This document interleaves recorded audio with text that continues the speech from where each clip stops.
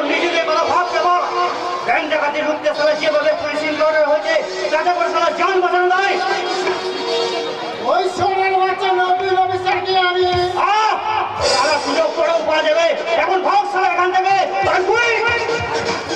আজ আছে ওরে চালিয়ে ভাবো মৌকা পেলে ওই মার্শালকে আর ওই নতুন অফিসারকে আমি তোমাকে আমি ছাড়বো না বদমাস।